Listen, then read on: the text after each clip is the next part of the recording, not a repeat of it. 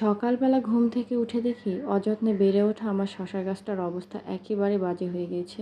তাই ভাবলাম আগে পানি নিয়ে আসি, পানি দিই। তাই মগ ভরে পানি নিয়ে এসে আগে শশার গাছটাকে দিলাম। আর বেশ রোদ ছিল, যার কারণে শশা গাছের অবস্থা আরও এইরকম হয়ে গিয়েছিল। আর এখানে পর্তুলিকার গাছগুলোর অবস্থা এতটাই খারাপ হয়ে গেছে, কি আর বলবো। তবে আমার কৃষ্ণচূড়ার বীজ থেকে যে গাছটা হয়েছে, এটা মাশাআল্লাহ অনেক সুন্দর হয়েছে। এটাকে বনসাই বানানোর জন্য ট্রাই করব। জানি না, কখনো বনসাই ট্রাই করিনি, এবার কেমন হয়। আর এইদিকে আগের দিনে জাল করে রাখা ভুঁড়িটা ওর মামি এগুলো নিয়ে কাটতে বসছে সকাল সকাল। সকাল সকাল না কাটলে আবার এগুলো একটু বাজে গন্ধ হয়ে যাবে, যেহেতু বাইরে অনেক বেশি রোদ উঠেছে আর গরম পড়েছে।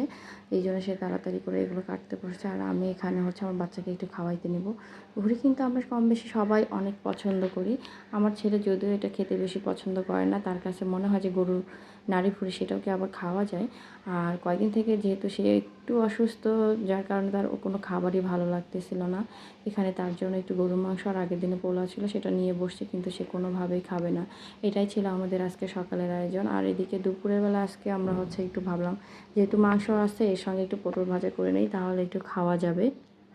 আগের দিনের কিছু মাংস ফ্রিজে ছিল, সেগুলোই এখানে বের করে গরমে দেওয়া হয়েছে। আর এদিকে কাঁঠালটা এনে ওভাবে রাখছিলাম, আর এটা খাইতেও ইচ্ছা করে নাই, যদিও কাঁঠালটা অনেক বেশি মিষ্টি ছিল। পরে আবার এটা আমরা ঠিক করে নিয়েছি। আর এইদিকে বেলকনিতে এসে দেখি যে সৈন্যবাহিনীরা তারা ডিউটিতে চলে যাচ্ছে।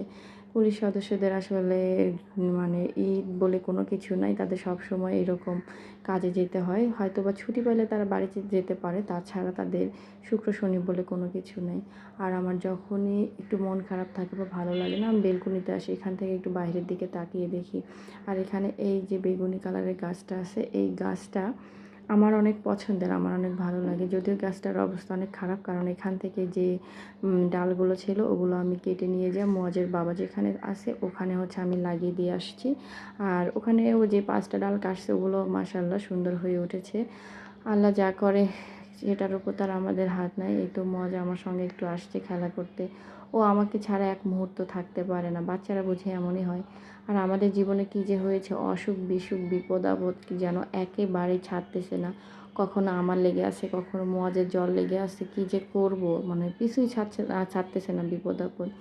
তো যাই হোক, হয়তোবা সবার জীবনে এরকম সময় আছে, কিছু সময় থাকে যখন বিপদ আপদ একদমই ছাড়তে চায় না। জানি না আল্লাহ কবে আমাদের স্বাভাবিক জীবন দান করবে, আমরা কিভাবে ভালো থাকবো সেটা একমাত্র আল্লাহ মাবুদ ভালো জানেন। তার উপরে সব কিছু ছেড়ে দিয়েছি।